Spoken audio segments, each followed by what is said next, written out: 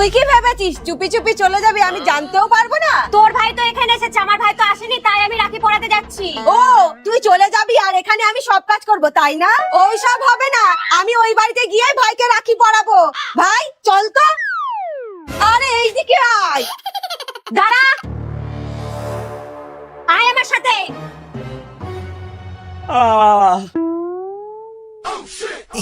আয় আয়।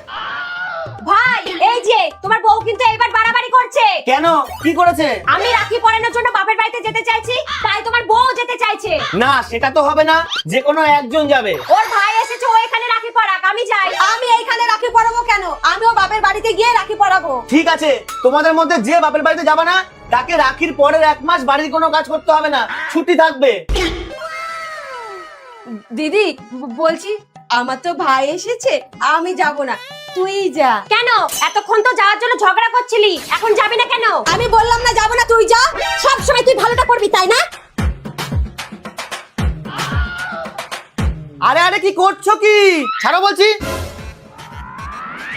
কান খুলে শোনো, তোমাদের হাতে আজকের দিনটা আছে, ভালো করে ভেবে কালকে বলবা কে যাবা।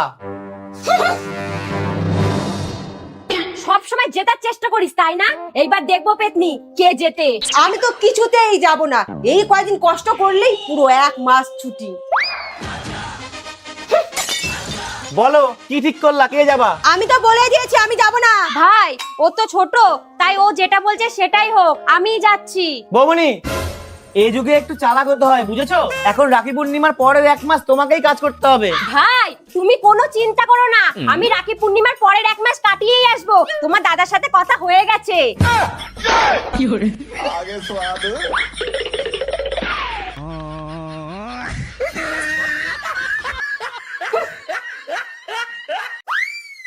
এই যে দাদা চা। এ কি শুধু কাপ, প্লেট কোথায়? আমি প্লেট না থাকলে চা খেতে পারি না। দেখেছো তো, ভাইয়ের বউকে এত প্রশংসা করো, ভাসুরকে কিভাবে চা দিতে হয় সেটাও জানে না। পারবো না আমি এত কিছু করতে। চা দিয়েছে এটাই তোমাদের 14 পুরুষের ভাগ্য। আর দিদি সারাদিন দুজনে মিলে প্রেম না করে নিজে গিয়ে দাদাকে চা করে দে। খেতে দিলে শুতে চাই। পূজা, হ্যাঁ পূজা। হ্যাঁ দিচ্ছি দিচ্ছি। তোমার কি হয়েছে গো? মনটা খুব খারাপ জানো। কেন?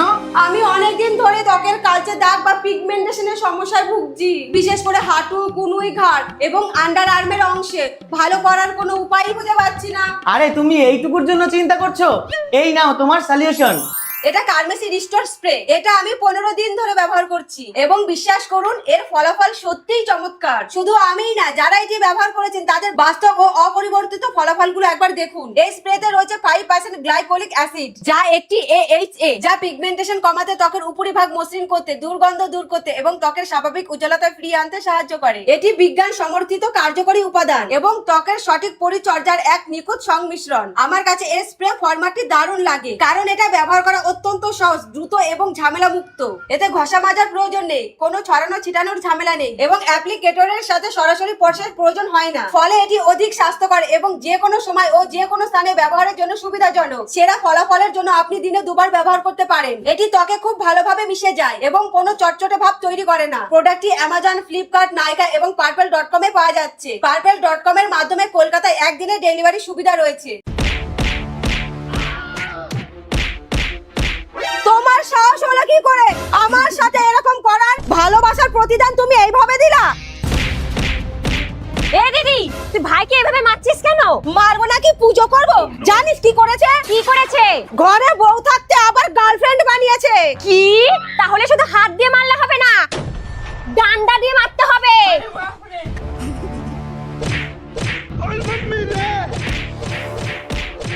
বৌমা, তোমরা দুজনা মিলে আমার সাদাসিধা ছেলেটাকে মারছো কেন?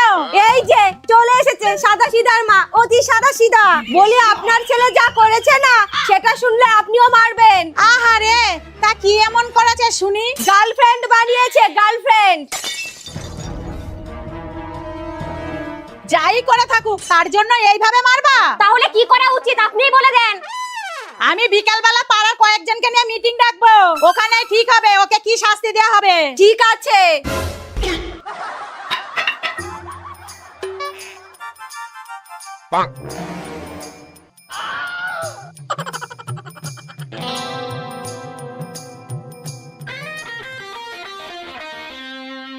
আপনারা তো সবাই সব শুনলেন, এইবার বলেন কি করা উচিত। কিন্তু সিদ্ধান্ত নেওয়ার আগে কেমন গার্লফ্রেন্ড, কোথায় বাড়ি, সেইগুলো তো সব দেখে নেওয়া দরকার।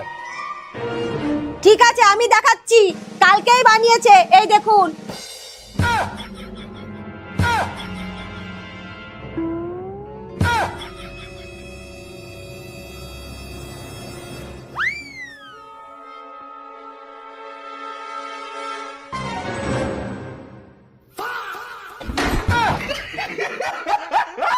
আপনার বৌমাকে ডাক্তার দেখাবেন, বুঝলেন?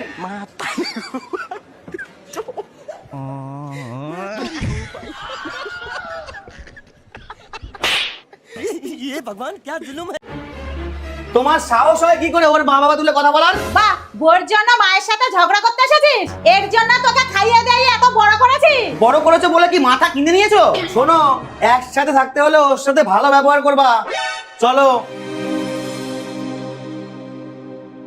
এই তাড়াতাড়ি রেডি হও, আমি স্নান করে আসছি।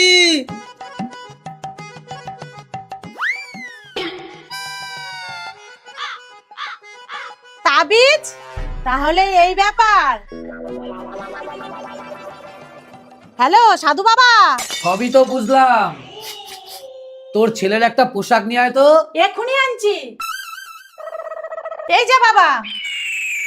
ওং ক্লিং ক্লিং ক্লিং ক্লিং ফট। তোর ছেলের বউ আর তোর ছেলের শাশুড়ি ওকে বশ করে রেখেছে। তুই ওকে যত ভালো কথাই বলিস না কেন, ওর শুনতে খারাপ লাগবে, বুঝলি? বাবা, তাহলে কি এখন কিছুই করার নেই? নেই মানে? আমি আছি কি করতে, শুধু খরচটা একটু বেশি পড়বে। খরচ নিয়ে আপনি কিচ্ছু চিন্তা করবেন না, শুধু আমার কাজটা করে দিন। ঠিক আছে, এই নে, এর মধ্যে সুদূর হিমালয় থেকে আনা মন্ত্রপ্রুত জল আছে, এটা ওকে খাবারের সাথে খাইয়ে দিবি, ব্যাস, তারপর কেল্লা ফতে। এই নিন বাবা।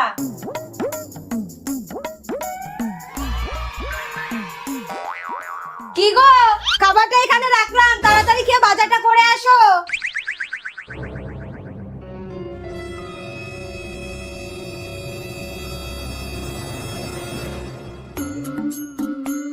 মা, আমি বাজার থেকে আসছি, তোমার জন্য কিছু আনতে হবে?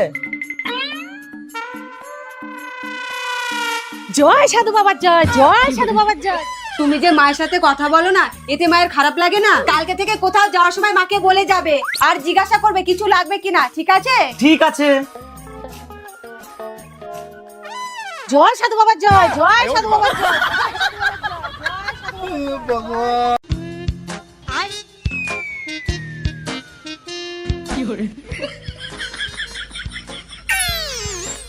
এই দিদি, এখনো এতগুলো বাসন পড়ে আছে আর তুই ছেলে মানুষই করছিস?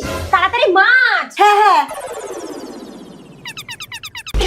এই দাঁড়িয়ে মাজতে হয়। ও আরে নিচে দাঁড়িয়ে মাজতে হয়। ও,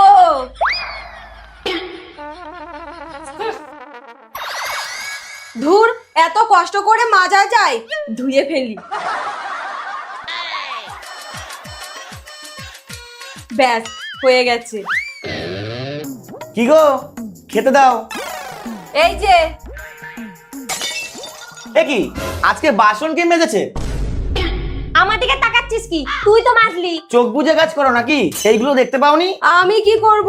দিদি তো বললো দাঁড়িয়ে মাজতে, আর তুমি তো জানো আমি দাঁড়িয়ে কাজ করতে পারি না। ঠিক আছে বাবু, তুমি কালকে থেকে সব কাজ বসেই করবা। বসে কাজ করবি না? দাঁড়া, দেখাচ্ছি। দিদি, এই দিদি, উঠোনটা ছাড় দে, আমি ঘরটা মুছি।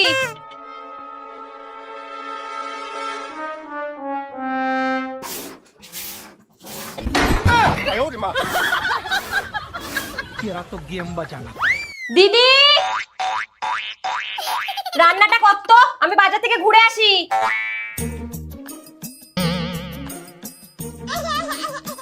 উফ, দাঁড়িয়ে দাঁড়িয়ে রান্না করা যায়?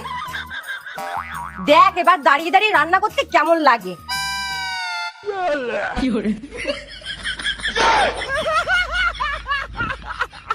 আরে যেই কাজই দিই সেই কাজই বসে বসে করে। দাঁড়া, দেখাচ্ছি। দিদি, এই দিদি, কি হয়েছে? পাখাটা পরিষ্কার করে দে তো, আমি জামা কাপড়গুলো ভিজিয়ে দিই। আচ্ছা।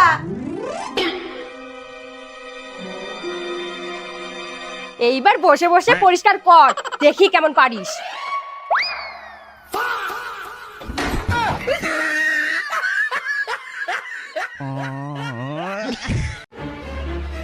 পারবো না আমি এই গরমে রান্না করতে। বৌমা ওকে ধমকাচ্ছেন কেন? এই গরমের মধ্যে রান্না করতে কত কষ্ট হয় জানেন? না আমি তো কোনোদিন রান্না করিনি, তোমরাই প্রথম রান্না করছো তাই না? কত রান্না করেছেন জানা আছে, দিদি শাশুড়ি তার এমনি থাক, শুনুন, আগে রান্নাঘরে এসি লাগাবেন, তারপরে রান্না করব, না হলে করব না। হ্যালো বাবু, তুই তাড়াতাড়ি বাড়ি আয় তো। বলো। বৌমারা বলেছে রান্নাঘরে এসি না লাগালে রান্না করতে পারবে না। তাহলে লাগিয়ে দিতে হবে, কারণ খেতে তো হবে। কিন্তু এখন টাকা কোথায় পাবি? ও ঠিক জোগাড় হয়ে যাবে, যাই নিয়ে আসি।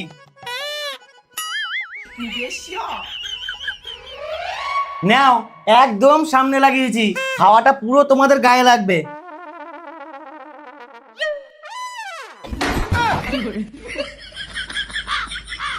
এই নাও রিমোট। নাও নাও, এবার রান্না করো। এসিতে রান্না করবে, উচিত শিক্ষা হয়েছে। দিদি এবার কি করবি? বদলা নেব। কিন্তু কিভাবে? তুই শুধু একটা কেচির ব্যবস্থা কর। ঠিক আছে। মা চলে আসুন, রান্না হয়ে গেছে। আজকে কি রান্না করলা বৌমা? মা আজকে আমাদের জন্য এসি লাগিয়ে দিয়েছেন, তাই আমরাও একটু চাইনিজ রান্না করেছি। এই খেতে দে। হ্যাঁ হ্যাঁ, এই যে চাউমিন আর এই যে চিলি চিকেন।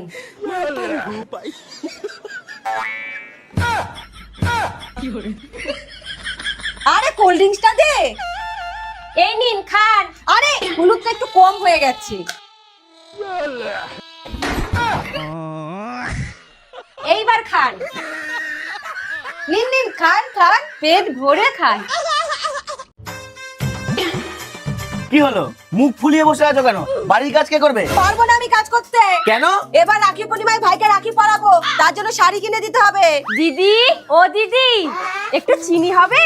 হবে, কিন্তু একটু দাঁড়াতে হবে। আচ্ছা। ঠিক আছে, একটা শাড়ি কিনে দেবো। একটা শাড়ি দিয়ে কি হবে? তাহলে কটা লাগবে? ভাইয়ের দিদির জন্য একটা, ভাইয়ের বউয়ের ননদের জন্য একটা। কিন্তু তোমার ভাই তো এখনো বিয়েই করেনি। তাতে কি হয়েছে, ননদ তো এখন থেকেই আছে। আর শোনো, ভাইয়ের মায়ের মেয়ের জন্য একটা শাড়ি, ভাইয়ের বাবার মেয়ের জন্য একটা শাড়ি।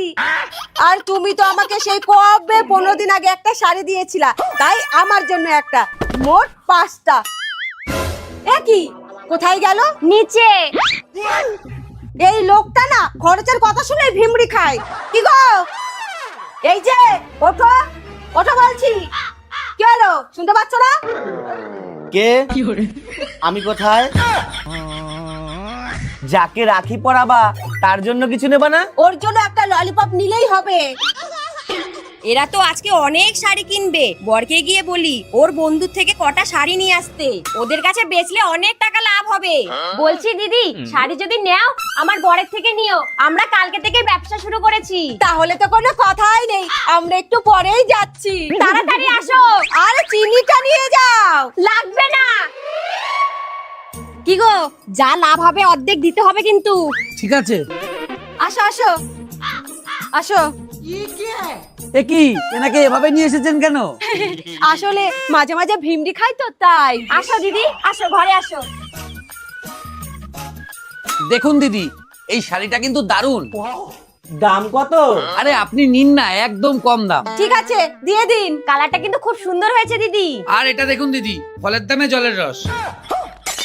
এই না, জলের দামে ফলের রস। এটাও দিয়ে দিন।